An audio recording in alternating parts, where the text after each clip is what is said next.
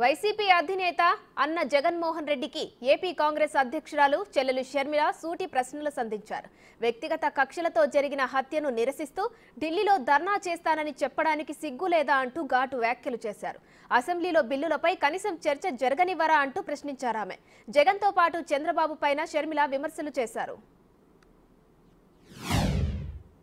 మరి జగన్మోహన్ రెడ్డి గారు హత్య రాజకీయాలు చేశారు, గొడ్డలి రాజకీయాలు చేశారు, హత్య చేయించిన వాళ్ళతో భుజాలు రాసుకొని తిరిగారు, సొంత చెల్లెళ్ళకే వెన్నుపోటు పొడిచారు. 5 కోట్ల మంది ఆంధ్ర రాష్ట్ర ప్రజలకు బీజేపీ పార్టీకి ప్రత్యేక హోదాను తాకట్టు పెట్టారు. ఈరోజు జగన్మోహన్ రెడ్డి గారు ఢిల్లీలో ధర్నా చేస్తారా? ప్రత్యేక హోదా కోసం ఎందుకు చేయలేదండి ధర్నాలు? 5 సంవత్సరాల మీద అధికారంలో ఉన్నారు కదా, మరి ఢిల్లీలో మీరు ప్రత్యేక హోదా కోసం ఎన్నిసార్లు ధర్నాలు చేశారు? ప్రత్యేక హోదా అసలు ఊసే లేకుండా చేశారు కదా. ప్రత్యేక హోదా గురించి మీరు ఏ రోజు పట్టించుకోలేదు, పోలవరం గురించి మీరు ఏ రోజు పట్టించుకోలేదు, రాజధాని గురించి అని చెప్పి 3 రాజధానులను కన్ఫ్యూజ్ చేశారు. ఆఖరికి కడప స్టీల్ ఫ్యాక్టరీని కూడా మీరు పట్టించుకోలేదు. విశాఖ స్టీలు మన రాష్ట్రానికే తలమానికం అయినా అమ్మేస్తామన్నా కూడా పట్టించుకోలేదు. ఈరోజు మాత్రం ఢిల్లీకి వెళ్ళి ధర్నా చేస్తారట. మీ కార్యకర్తను చంపేస్తే ఢిల్లీకి వెళ్ళి మీరు ధర్నా చేస్తున్నారే, మరి మీ సొంత చిన్నాన్నను చంపేసినప్పుడు మీరు ఢిల్లీలో ఎందుకు ధర్నా చేయలేదు న్యాయం కోసం? జగన్మోహన్ రెడ్డి గారు సమాధానం చెప్పాలి. ఒకవైపు ఇక్కడ అసెంబ్లీ జరుగుతుంది.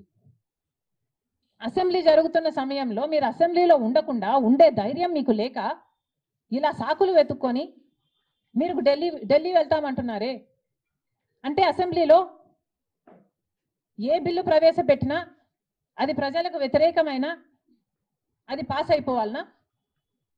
మీరు ఉన్నదే 11 మంది, కనీసం ఆ బిల్స్ మీద డిస్కషన్ మీకు అవసరం లేదా? మీరు కొట్లాడాల్సిన అవసరం లేదా?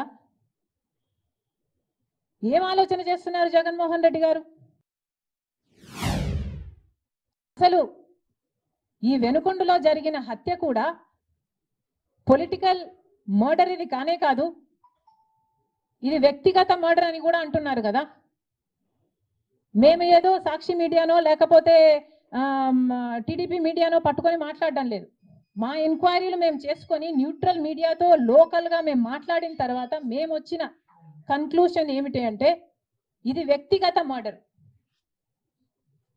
మొన్నటి వరకు కూడా హత్య చేసిన వాళ్ళు, హత్య గురైన వాళ్ళు ఇద్దరూ వైసీపీతోనే ఉన్నారు. మరి అలాంటప్పుడు ఇది పొలిటికల్ మర్డర్ ఎలా అవుతుంది? ఈ పొలిటికల్ మర్డర్ అని మీరు చెప్పి మీరు ఢిల్లీకి వెళ్ళి పోలీసులను కూడా అడుగుతున్నాం, నడి రోడ్డు మీద ఇలా హత్యలు చేసుకుంటుంటే పోలీసులు ఏం చేస్తున్నారు? ఆంధ్ర రాష్ట్ర పోలీసులుగా మీ బాధ్యత కాదా లా అండ్ ఆర్డర్ మెయింటైన్ చేయడం?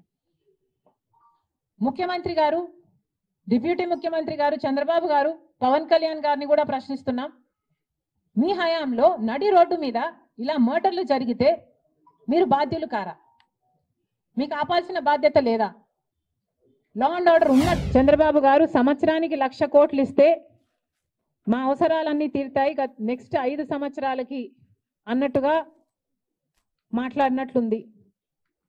కానీ చంద్రబాబు గారిని ప్రశ్నిస్తున్నాం, సంవత్సరానికి 1,00,000 కోట్లు అంటే 5 సంవత్సరాలకు 5 లక్షల కోట్లు ఇస్తే ఎలా సరిపోతుందో చంద్రబాబు గారు ప్రజలకు వివరించాల్సిన అవసరం ఉంది. ఎందుకంటే కాంగ్రెస్ పార్టీ విభజన రోజున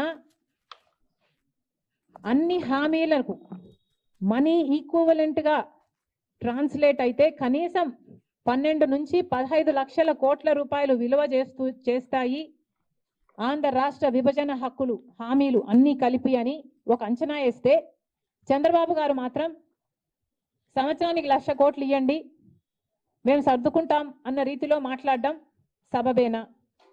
మనకు రావాల్సిన డబ్బుల్లో, మన రాష్ట్రానికి రావాల్సిన డబ్బుల్లో ఏ ఒక్క రూపాయి అయినా మనం ఎందుకు పోగొట్టుకోవాలి? చంద్రబాబు గారు, బీజేపీ సమాధానం చెప్పాలి. స్పెషల్ ఎకనామిక్ ప్యాకేజెస్ కింద మీరు ఎంత ఇస్తున్నారో క్లారిటీ ఇవ్వాల్సిన అవసరం ఉంది ఈ బడ్జెట్లో.